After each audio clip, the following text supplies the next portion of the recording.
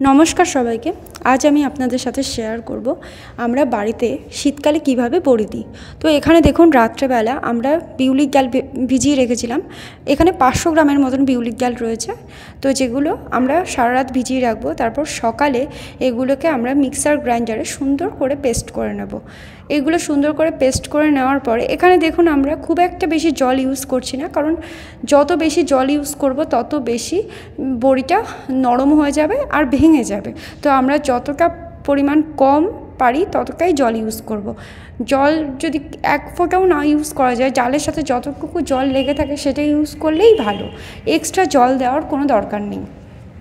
তো এরপরে আমরা এখানে পুরো সমস্ত যা ডাল ছিল রাত্রে ভেজানো সমস্ত ডালগুলোকেই সুন্দর করে পেস্ট করে নেব।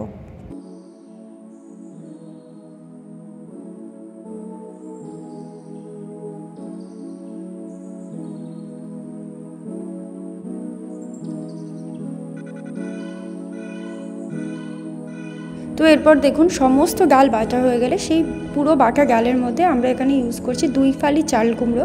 যেহেতু আমরা 500 গ্রাম বিউলির ডাল এখানে ভিজিয়ে রেখেছিলাম আর বেটে নিয়েছি, তো আমরা 2 ফালি চাল কুমড়ো নিয়েছি। এবার পুরো চাল কুমড়োর সঙ্গে বাটা ডালটাকে ভালো করে ফেটিয়ে পুরো ওই চাল কুমড়োটা বাটা ডালের মধ্যে ভালো করে মিক্সড করে তারপর আমরা চলে আসলাম ছাদে এসে ওই বাটা ডাল আর চাল কুমড়োটাকে ভালো করে মিক্সড করা যে পেস্টটা ছিল তার থেকে অল্প অল্প করে পেস্ট নিয়ে আমরা ভালো করে ফেটিয়ে নিচ্ছি। দেখুন তারপরে কি সুন্দর বড়িগুলো হচ্ছে। আসলে বড়িটা নির্ভর করে ফ্যাটানো ডালের ওপরে। ডাল যত বেশি সুন্দরভাবে ফ্যাটানো হবে বড়িটা তত বেশি সাদাও হবে আর সুন্দরও হবে, আর কাপড় থেকে ছাড়ানোর সময় তত ভালোভাবে উঠে আসবে। তো আপনারা যদি মনে করেন যে কীভাবে বুঝবো যে কি ডালটা ফাটানো হয়েছে খুব সুন্দরভাবে, তো তাহলে আপনাদের একটা টিপস শেয়ার করি আপনাদের জন্য। তো আপনারা এক বাটি জল নেবেন, ডাল ফাটানোর পরে ওই ফ্যাটানো ডালের কিছুটা ওই জলের ওপর দেবেন। যদি ওটা ভেসে ওঠে তখন বুঝবেন ডাল ফাটানো সম্পূর্ণ কমপ্লিট।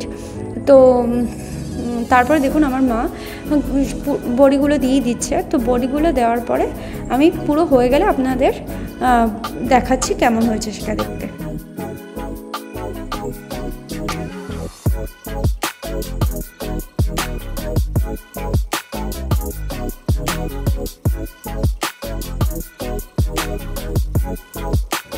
তো দেখুন এখানে পুরো বড়ি দেওয়া কমপ্লিট হয়ে গেছে। এখানে 500 গ্রাম ডালে এতটা বড়ি হয়েছে। আর দেখুন বড়িগুলো আমরা একদিন রোদে শুকানোর পর ছাড়িয়ে নিয়েছি, কি সুন্দর উঠে আসছে বড়িগুলো, আর দেখতেও খুব সুন্দর হয়েছে আর সাদাও হয়েছে।